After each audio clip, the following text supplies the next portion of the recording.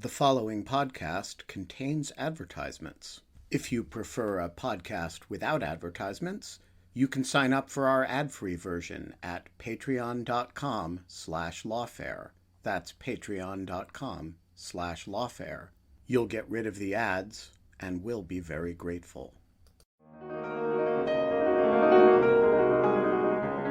And it was very important to us that we give them an outlet. And so we had lots of great, serious, substantive debates on lawfare with a whole group of people that disagreed with us. And we thought that that was an important element of what we were trying to do, which to have, the only thing we insisted on was that the debates stay high-minded and not get personal. And I think we achieved that. And it was really an important part of the culture of the site early on. And I still think till today, much more so than any site like this I can think of, is that we did invite opposite perspectives. Lots of critics wanted to weigh in, and we gave them space to do so on the site. I'm David Preece, and this is a special episode of the Lawfare podcast, September 13th, 2021.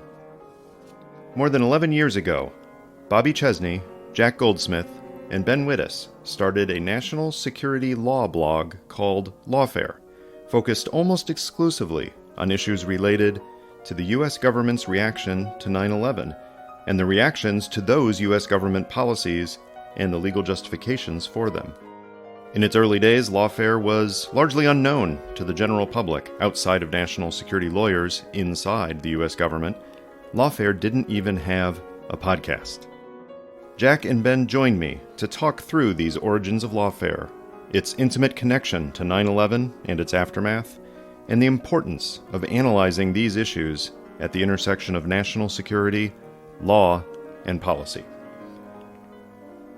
It's a special episode of the Lawfare podcast, September 13th.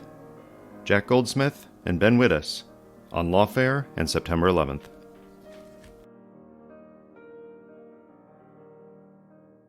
Jack, let me start with you you were present at the creation. So tell us about that creation. How do you remember the genesis of Lawfare in terms of your interactions with Ben and Bobby and what you decided to do?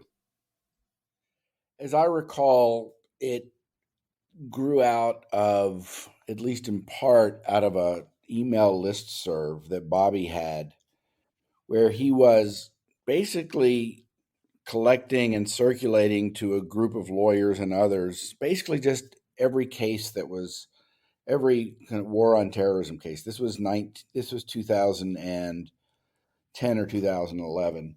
And Bobby's listserv grew and grew, and he would offer analysis for this and keep track of all the cases. And he discovered at some point that there were a lot of Justice Department lawyers on this. And then he discovered at some other point that he was actually providing a service to the government by collecting and organizing and commenting on these cases. At the same time, as I recall, Ben and I, maybe with Bobby at this point, had discussed starting a blog. As I recall, Ben was more enthusiastic for it than I was. I was afraid of, getting in the internet fray and having to write a lot and worried about how much of a distraction it would be. Were you at Harvard at the time? I was at Harvard. Okay. Yes, I'd been at Harvard. I'd left the government and come to Harvard. I've been there about 5 or 6 or 7 years. And then as I recall it, I was at the Ninth Circuit Judicial Conference in September of, I think it was 2010 or 2011, whatever the year was that the site started. And Justice Kennedy gave a speech in which he said in passing that his law clerks learn as much from blogs as they do from briefs. And I went into the next room and I called Ben and I said, I think we should do this. And then I believe, and Ben can correct me on all of this, I believe that we started the blog the next week. We just talked and threw it up and didn't think about it much. Ben, what did I get wrong? Not much. A little bit of additional background. Jack and I had written a bunch of stuff together, and Bobby and I had written a bunch of stuff together, and Jack and Bobby had written a bunch of stuff together. And so there was this, all of us had worked with all of us on a set of post 9/11 issues that were, and we can talk about the sort of issues that the site was initially oriented around. But there was a kind of a center of gravity of the three of us. We'd all co-authored stuff with each other. And then I think the critical piece of background is that there were these sites, particularly the Volokh conspiracy and the balkanization site that Marty Lederman was then writing for, that were just these kind of daily demonstrations that you could do, also SCOTUS blog, that you could do a kind of scholarship at the speed of journalism, or a kind of hybrid scholarship journalism commentary. And I think we thought, and we were all kind of playing with this in different ways. Bobby's listserv was an example of that. And Bobby and I had also been using sort of writing a regularly updated kind of treatise on detention law that we would update every time there was a new DC Circuit opinion. And so we were all kind of playing with this form, and we're very aware that there was, I think, opportunities that we were missing by not having a daily outlet for something that was, not an op-ed, but also not a law review article.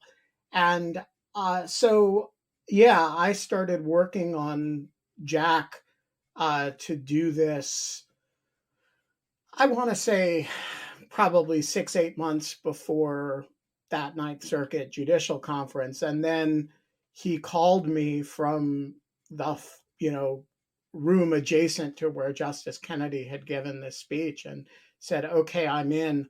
There are 2 rules. And I said, what are the 2 rules? And he said, you're never allowed to pressure me to post, and we will never accept comments. And those 2 rules have been, I think, with minor occasional deviations, important guideposts of the site ever since, that we're interested in, not in content for content's sake, but in the stuff that people, most are actively moved to write. And, with all due respect to our wonderful, illustrious readership, one of the premises of the site is that it's a voice of authority on which all voices are not created equal. So I think you're right there. We have not created a comment section that we are responsible for moderating, but I will apologize to Jack for the times in which I have been involved in pressuring him to contribute in one way or another and violating the first of those rules. But I always felt free to say no in reliance on that rule.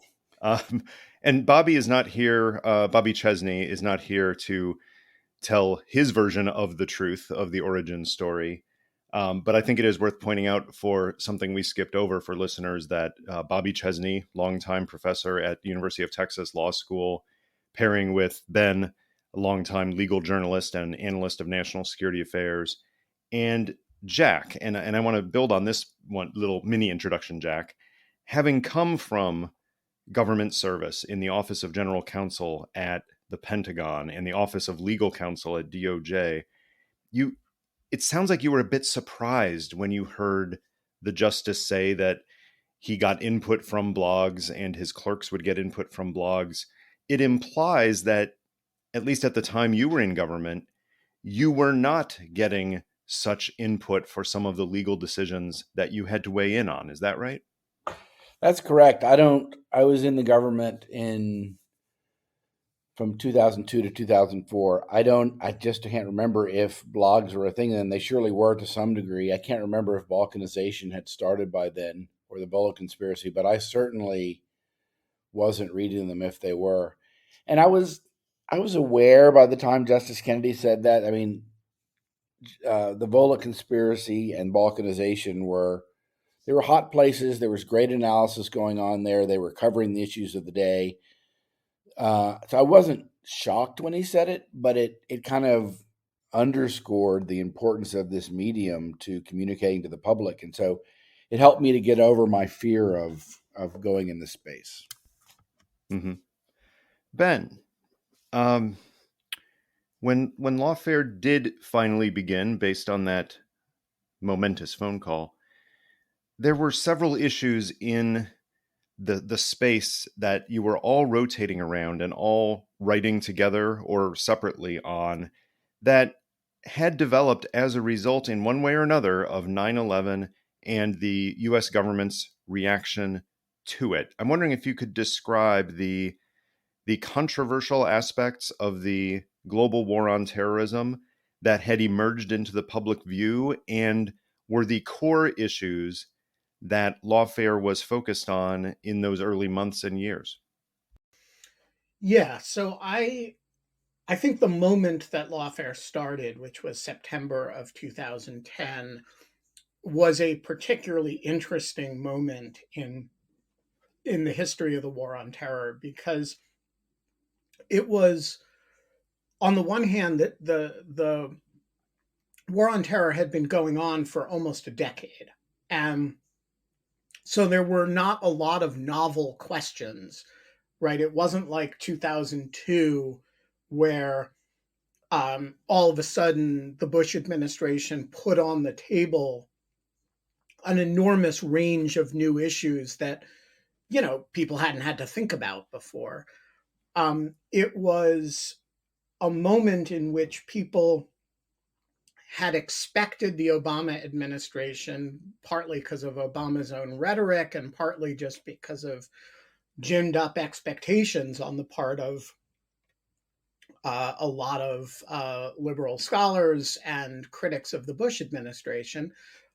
People really had expected the administration to come in and dismantle the broad legal architecture that the Bush administration had built.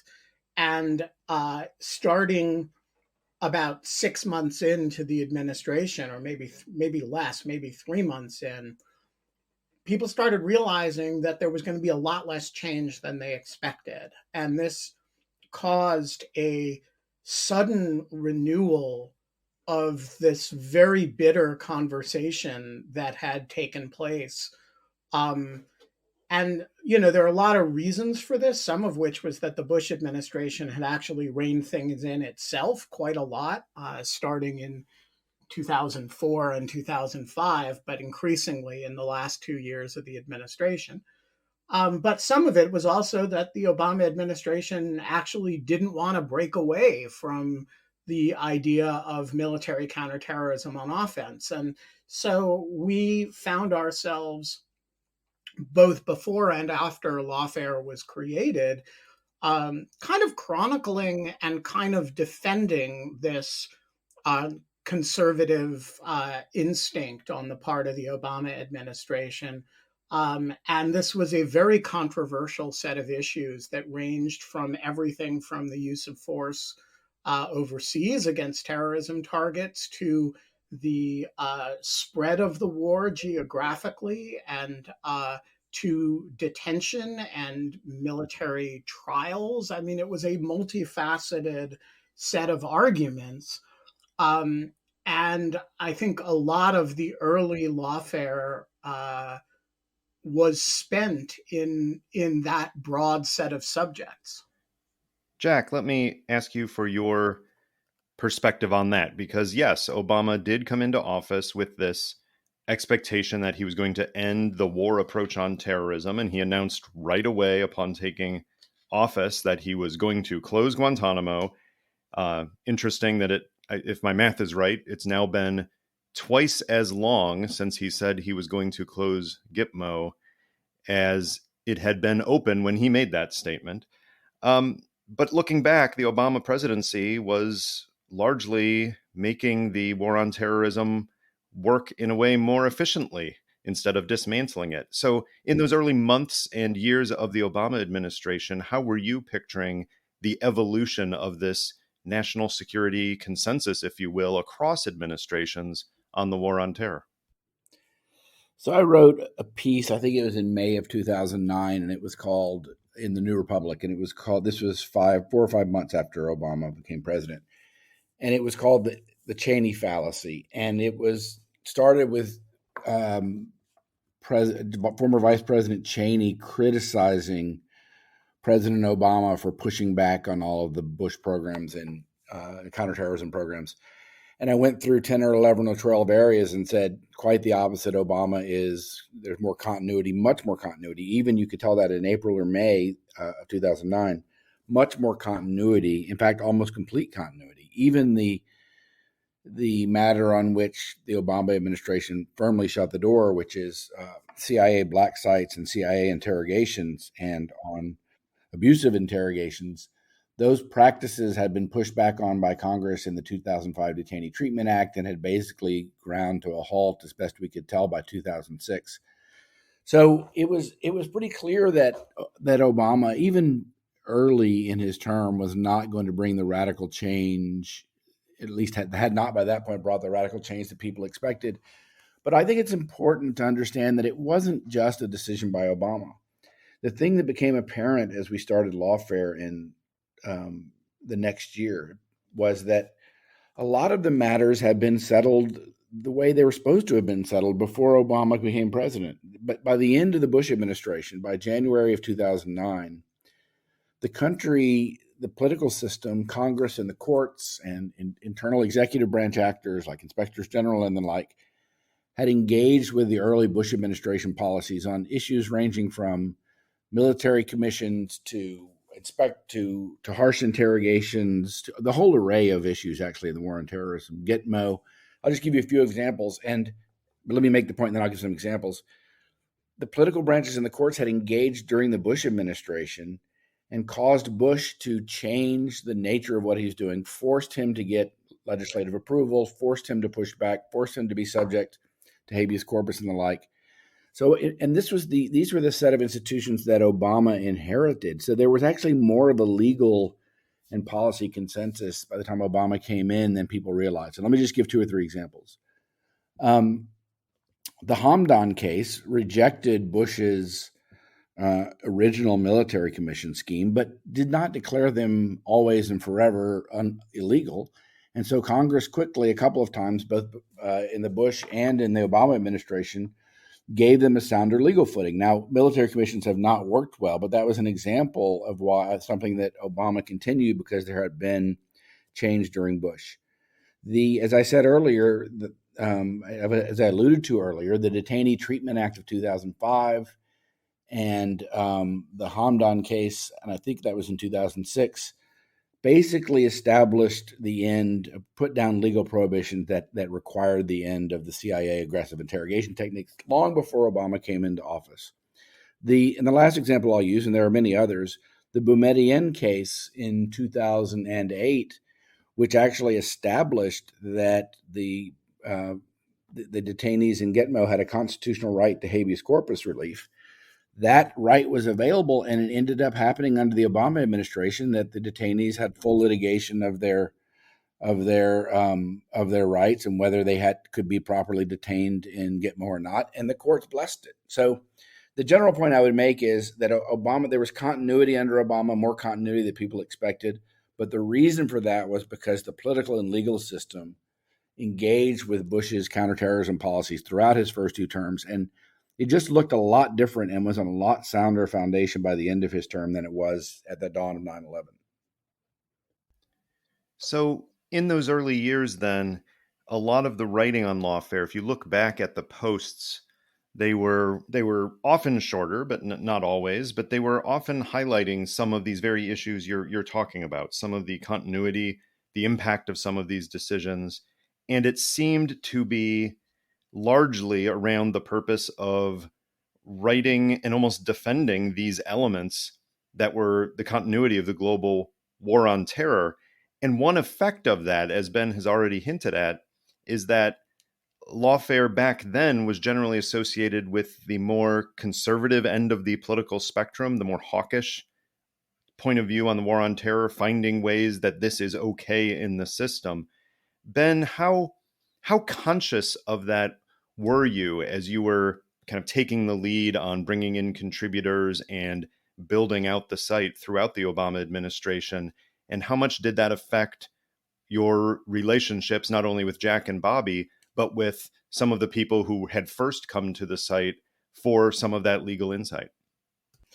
Yeah, so that's a really interesting question, and it has a very complicated answer. So, in the site's early days, we were extremely conscious of the fact that we were not the hard right of the conversation, because we were never part of the sort of executive power uber alles crowd, the people around the former vice president, etc. So there was all, but we were, I think it's fair to say, the right side of uh, the sort of mainstream component of the conversation. And this meant that there were we were constantly in dialogue slash argument with the human rights community.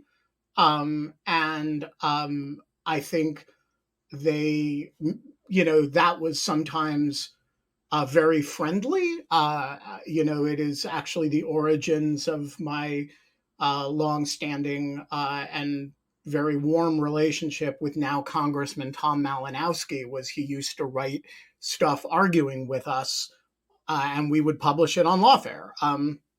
So there was and certain people associate our first outside contributor who we kind of brought in was Steve Vladeck.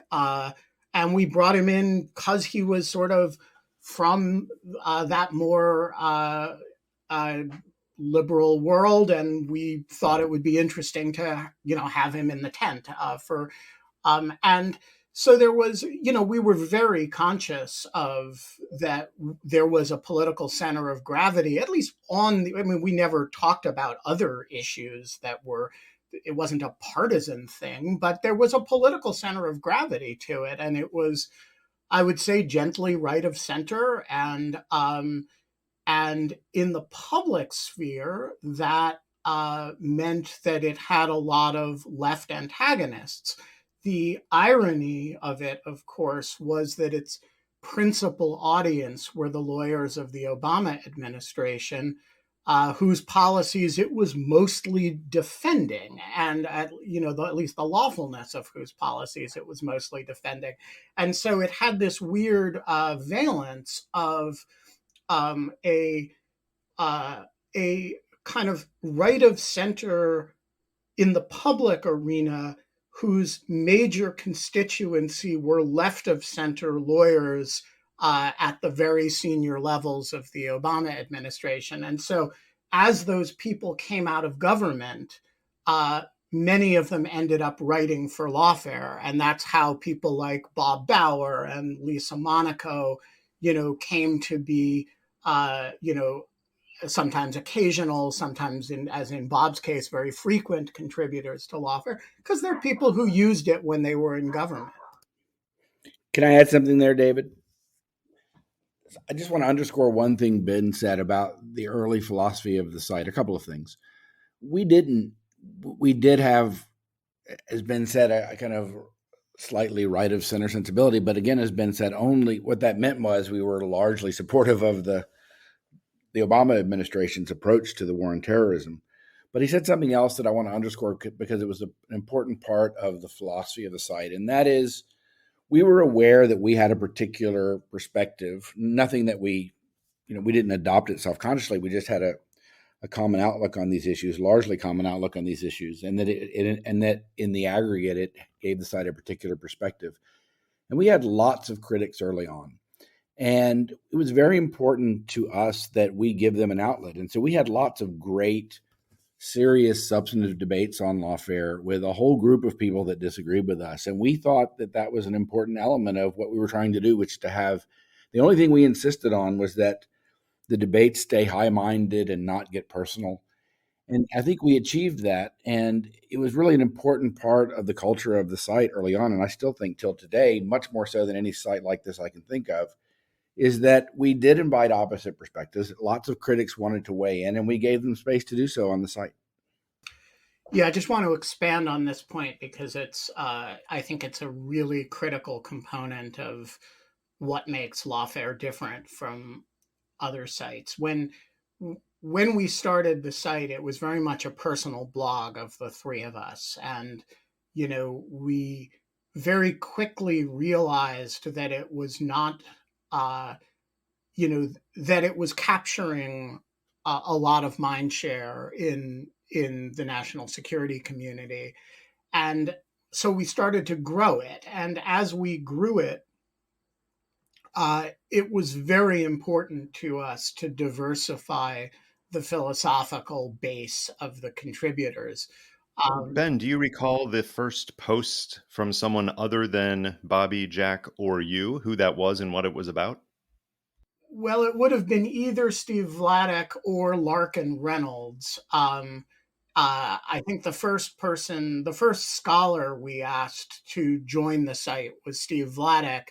And he was definitely, very self consciously there to, argue with us and be, uh, come to the questions from a very different perspective. And um, as Jack says, we made a point of publishing our critics, which we originally did mostly by having them write letters and we would just post them. But eventually, as the site grew, we were, able to, it became much more of a magazine. And, the difference between running a blog and running a magazine is that um, a blog is very personal, and it's how I feel this day. And, you know, there are some posts that are one sentence long, right?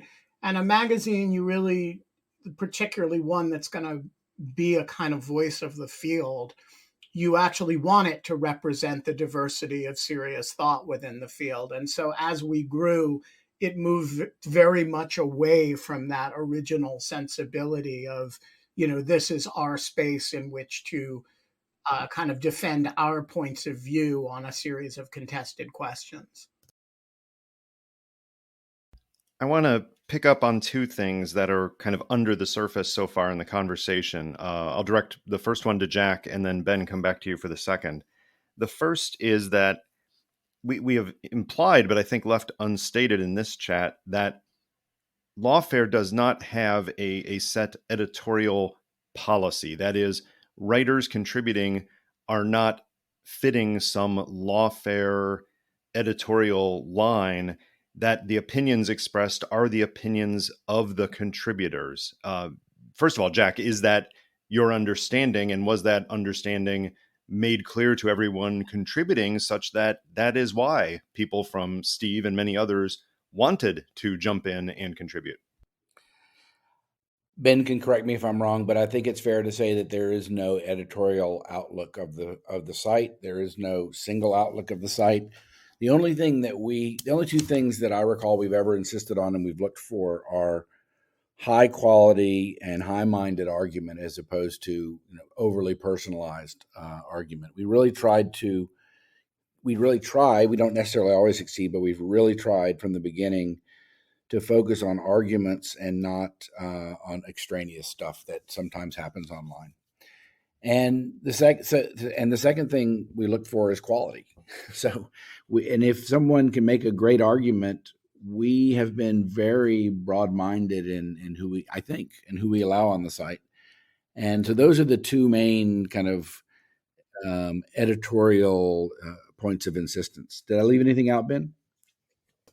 No, I think the only strong editorial points are, other than the ones that Jack just identified, is that there are substantive coverage areas that we have made a decision we don't do. So, for example, when the entire world becomes, obsessed with discussing the details of Amy Coney Barrett's record as a scholar and an appellate judge, we don't write about judicial nominations. And so that means there are parts of the conversation that we just don't participate in. And that is a strong editorial point of view, but it's mostly in the negative sense. So we made a decision years ago that we cover judicial nominations only insofar as is a national security matter to discuss in relation to a particular nominee. Like, for example, Merrick Garland's or Brett Kavanaugh's writings on the DC Circuit on our issues. But yeah, there's no political or substantive guide rails of lawfare writing. My view is we should be a very big tent philosophically. We should be a big tent methodologically, and we should be, and no, nobody should confuse any writers, particularly not mine, views with an institutional view of the subject. You trust podcast hosts like me for a lot of things, for the content you consume, for the news, even for information about national security and law. But you shouldn't have to trust us about sleep, which impacts your life very directly. So if you're looking for ways to improve your sleep this fall, don't just take it from me. You should also trust the more than 2 million happy sleepers who are currently sleeping on a Nectar mattress. There are tens of thousands of reviews from real people who sleep on Nectar mattresses that you can read. Nectar is an incredible value for a quality product. A mattress this well engineered and comfortable should cost hundreds of dollars more, but Nectar prices start at just $499. Join the more than 2 million happy sleepers who sleep on a Nectar with its award-winning layers of comfort and premium memory foam mattress that hugs your body and keeps you cool. Nectar is currently running its biggest offer ever, $399 in accessories. Visit nectarsleep.com to get your new mattress today. You get a 365-night home trial, plus forever warranty, plus free shipping and returns. Shop from the convenience of your own home. Go to nectarsleep.com. That's nectarsleep.com.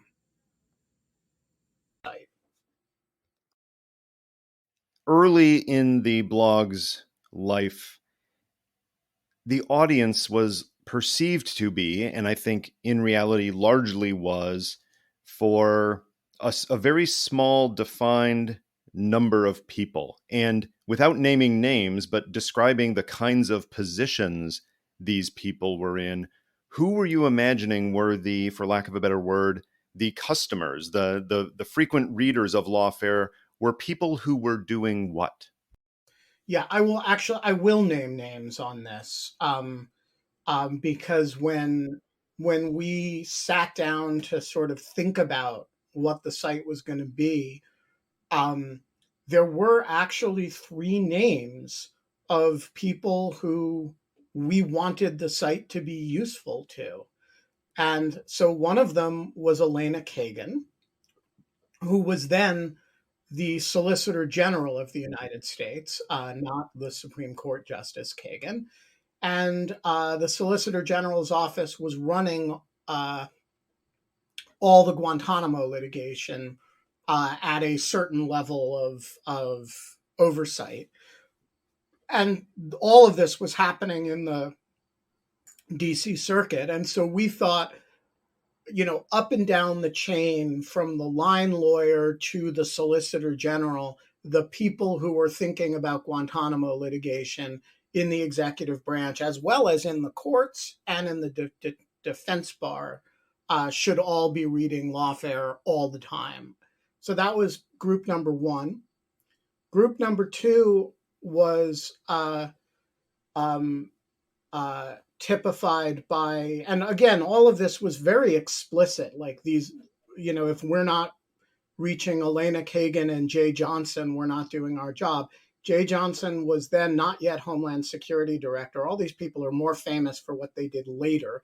He was the general counsel of the Defense Department. And he was also not just supervising, in an ultimate sense, a bunch of litigations, but he was doing legal review of drone strikes. And we thought, the people in that office, including the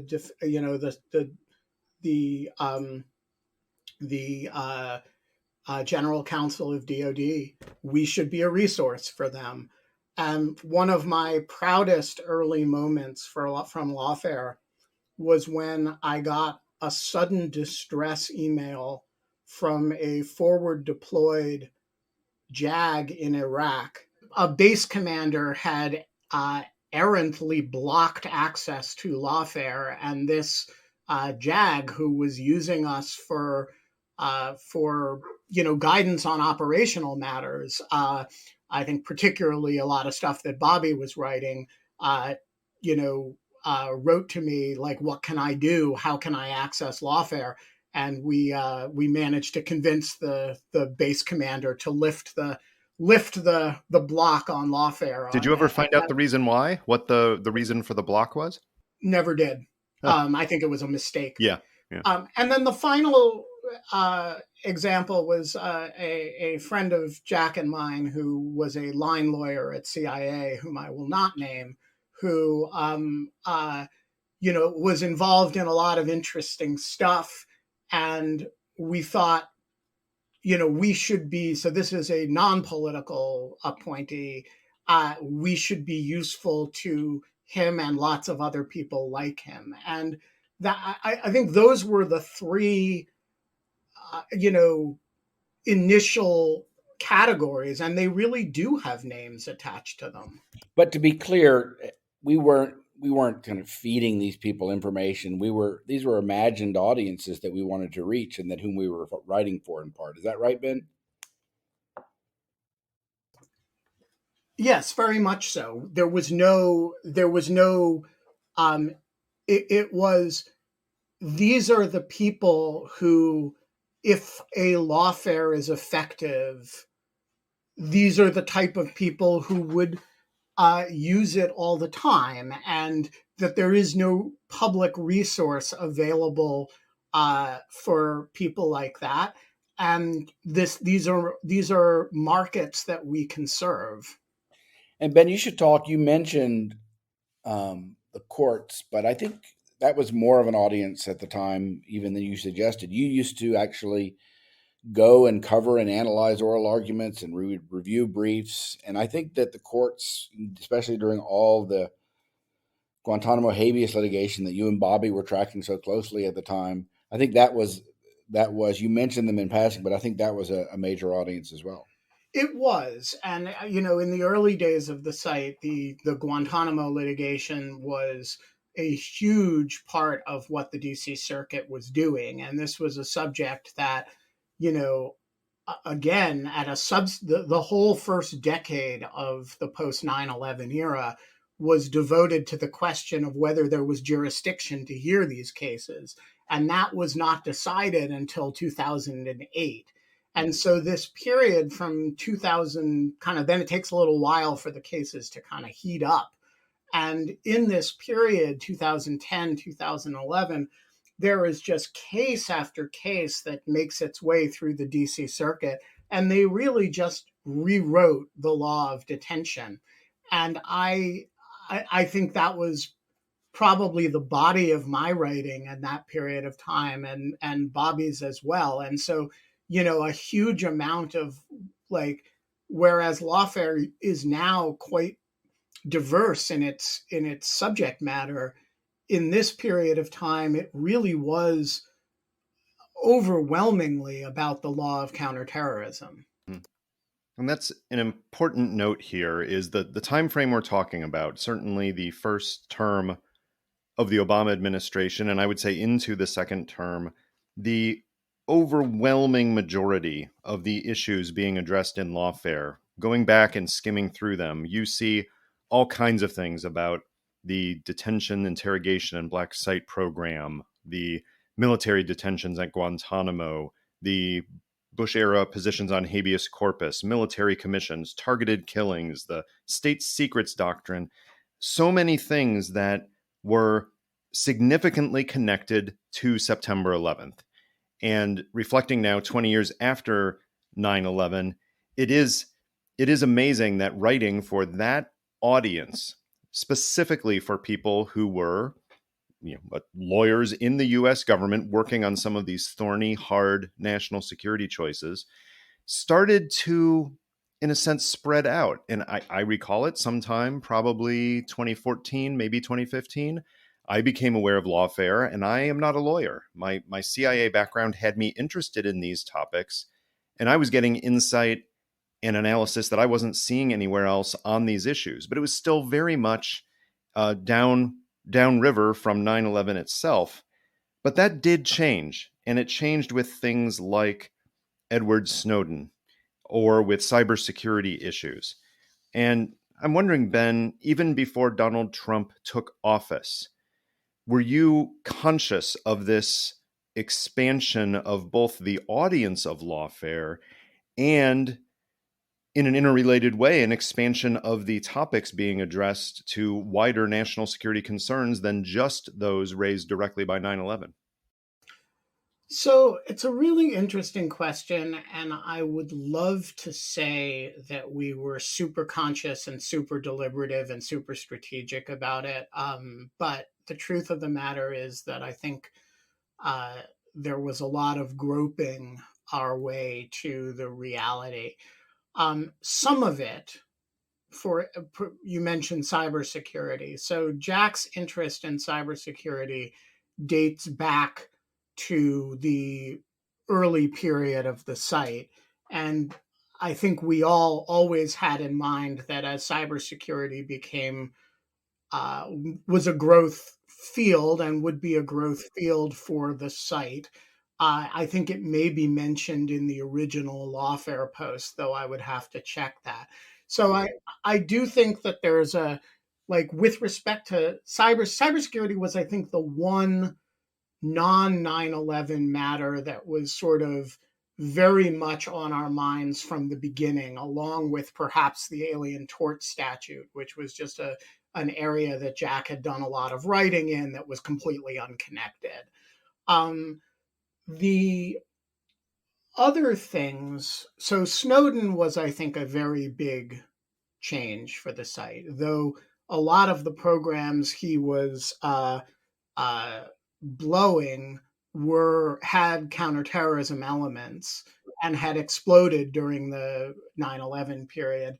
The truth of the matter was that most of the NSA issues associated with Snowden were really not post 9/11 issues. They were growth of technology and telecommunications infrastructure and platform surveillance issues. And I think that was really the first time that we really spent an intense amount of energy on a set of questions that was not an immediate sort of derivative of 9/11. There were certainly, before Trump, serious questions about whether and how much we should expand our focus. We had real discussions about climate change. There were a bunch of China questions that are not quite cybersecurity questions, right? But I do think it was the issues around the candidacy of Trump that kind of blew the lid off of the post 9/11 qualities of Lawfare.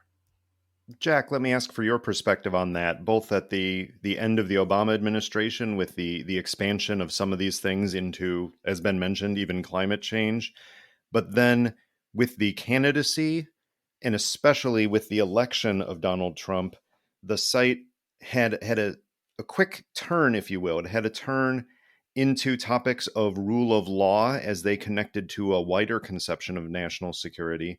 And it also had a turn where the audience, perhaps not consciously, but the audience was no longer primarily national security lawyers working anonymously to most of the American public in the machinery of the national security bureaucracy.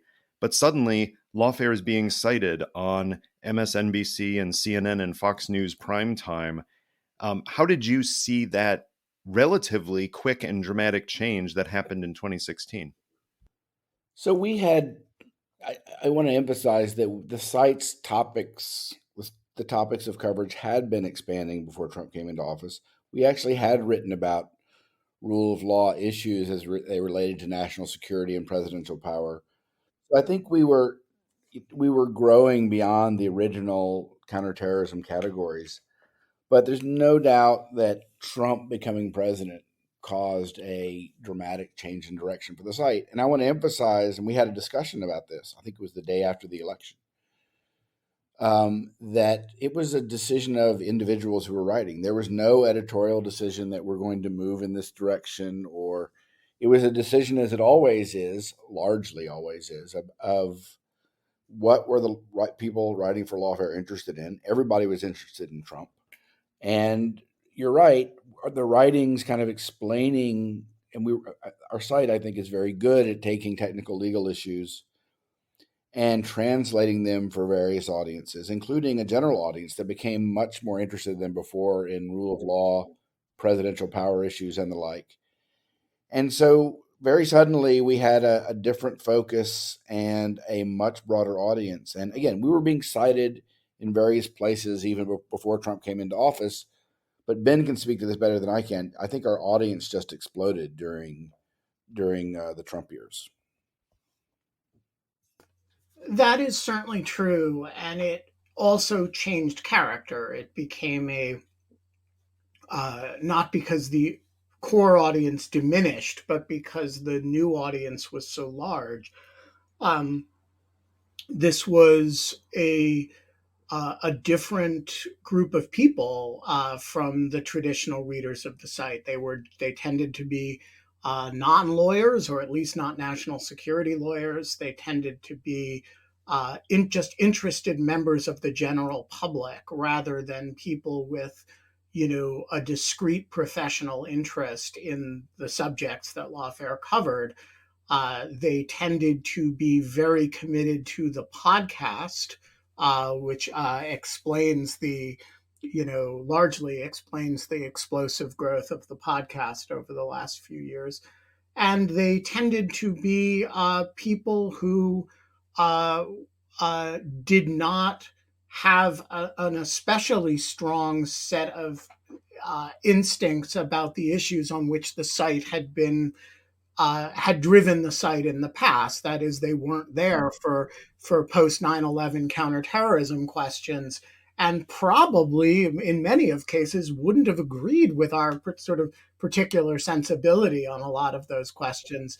They were there to understand the issues of counterintelligence, of criminal law, of rule of law and separation of powers that the various Trump issues presented. And so it was a very different type of writing for often a very different audience. Jack, I'm going to get into the realm of feelings here. How did that make you feel, that suddenly there was this perception in some corners that Lawfare was political, or at least it was being cited in political discussions, not purely national security discussions? My honest view is I hated it. I didn't like I don't think the site became, in any kind of editorially led way, more political.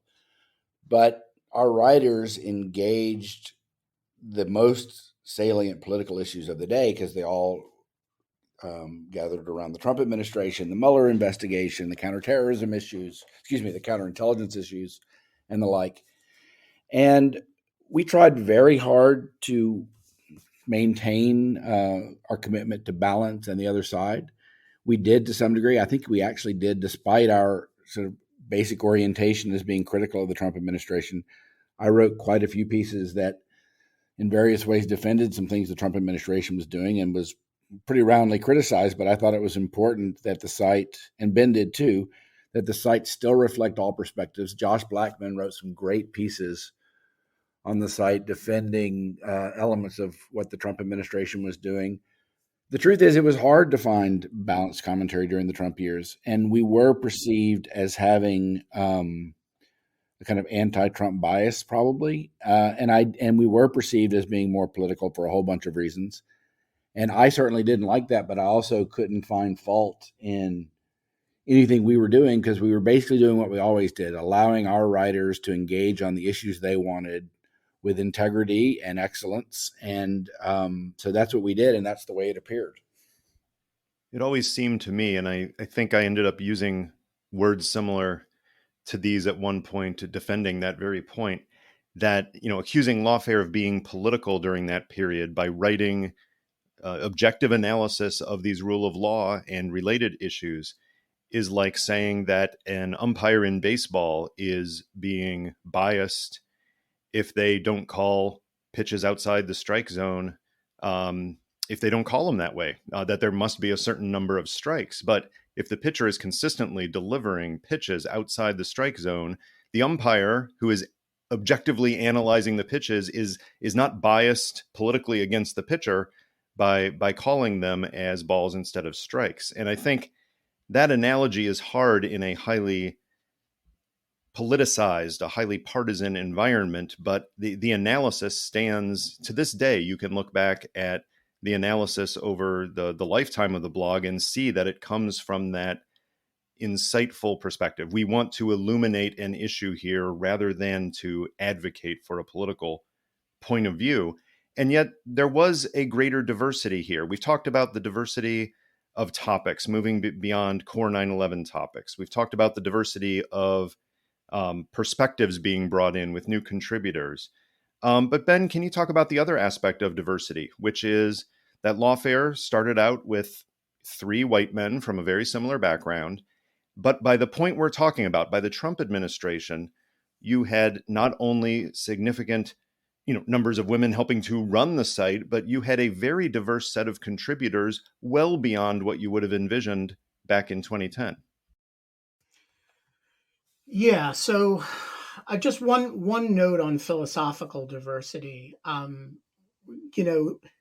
I think on the post 9/11 issues that the site was originally constructed around, there is no more diverse place in American letters than Lawfare. And, we had a range of from, quite conservative to quite liberal writers. We had people from who had really tangled with one another in government.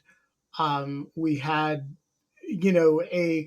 I thought we designed it that way, that it was, we wanted people who were excellent from very different points of view and who would be civilized with one another.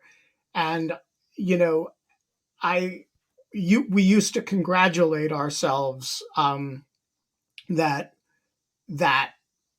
we had really accomplished that. And the irony is that turned out to be a very bad predictor of diversity in the Trump era. And so, some of our conservative writers were among the most ferocious anti-Trump writers on the site.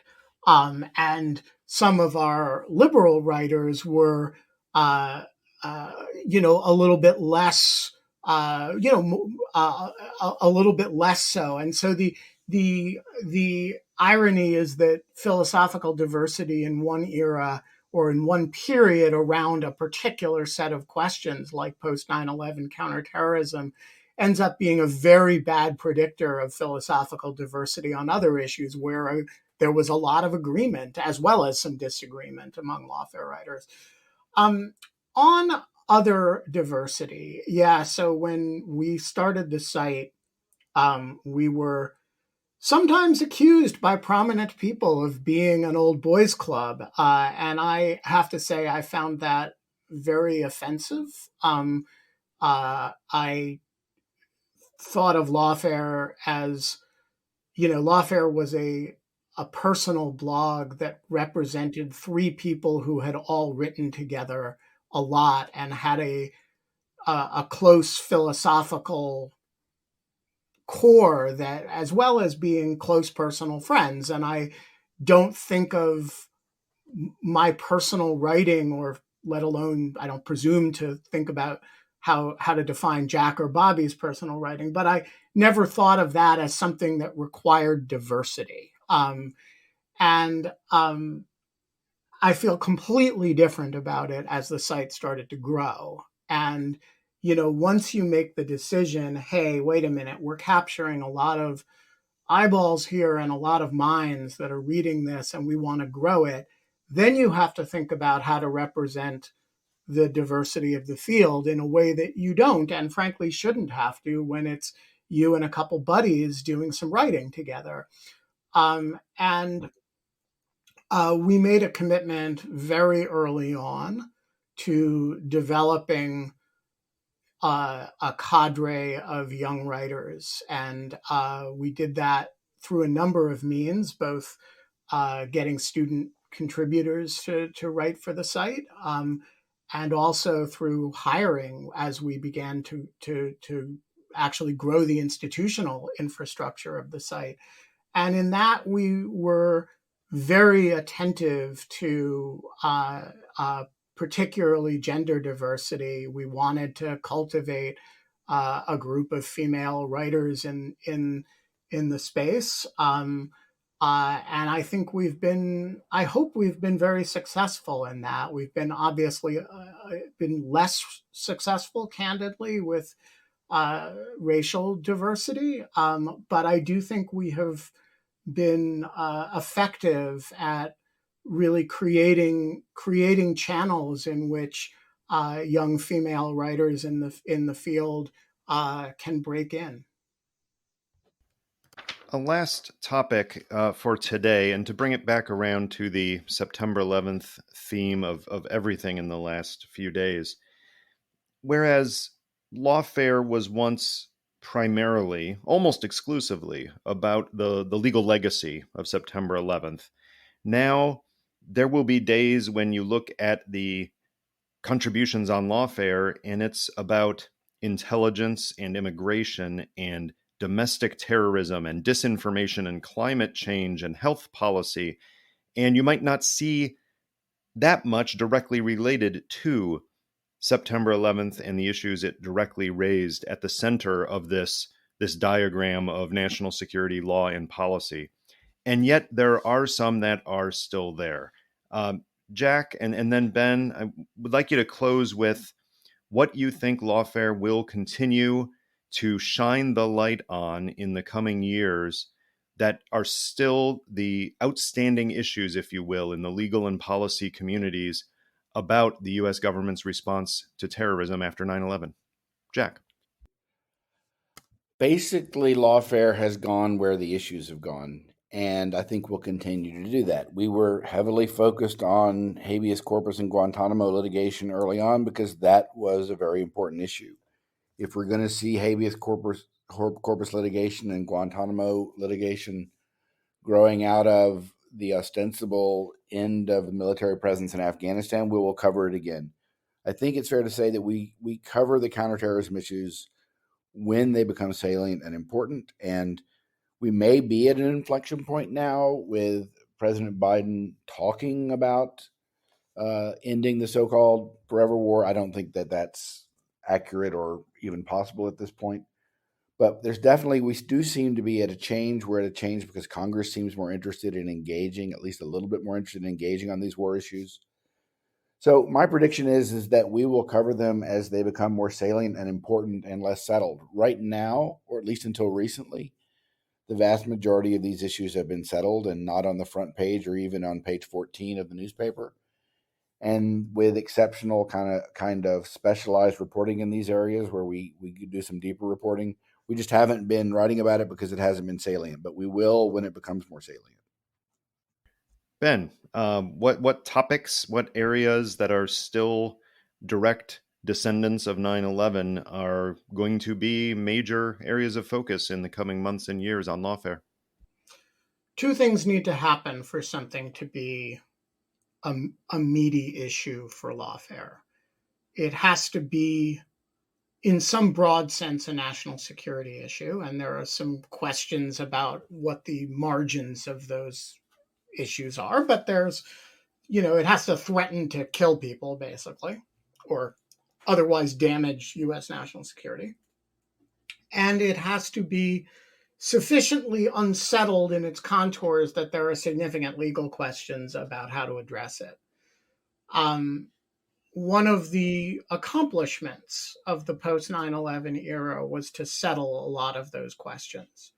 There are significant outstanding questions that have not been settled, particularly the what to finally do with the 9/11 conspirators, given the broad failure of military commissions to get off the ground.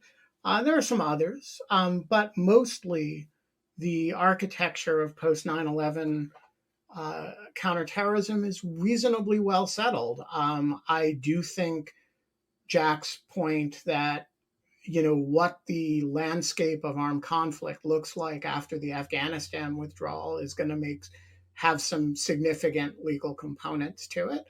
Those are going to take a while to develop.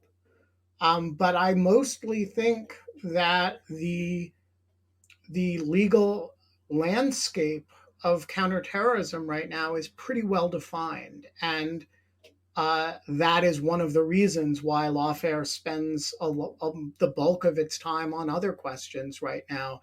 When I look around and say, hey, what should I write about?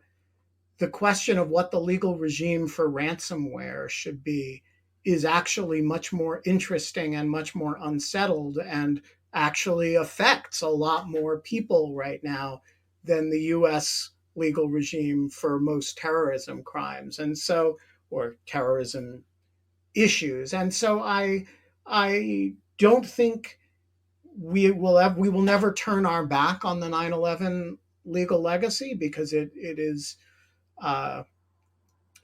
continues to be a very rich source of subjects. But 20 years in, it is not nearly as contested as it was even 7 or 8 years ago, let alone at the time the site was founded. Mm-hmm.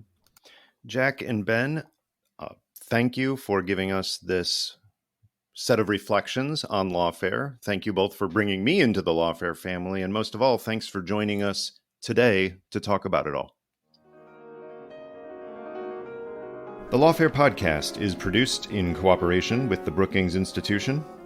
Don't forget to share the podcast, rate the podcast, tweet about the podcast, put posts on Facebook about the podcasts. Help us spread the word however you can. This episode is edited by our audio engineer, Ian Enright. Sophia Yan performed our music.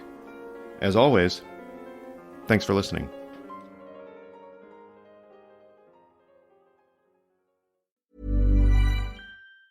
Hey everyone, it's Jen and Jess from the beauty podcast Fat Mascara. We're excited to tell you about Strivectin's Advanced Retinol Nightly Renewal Moisturizer, which gives you all the benefits of retinol without irritation. That's right. After 4 weeks of use, testers saw visible improvement in fine lines, wrinkles, texture, and radiance, and 0% reported irritation. Plus, Strivectin's Advanced Retinol Nightly Renewal Moisturizer has NIA-114, Strivectin's patented form of niacin that's clinically shown to enhance the efficacy of retinol while limiting common sensitivity. Visit strivectin.com to learn more.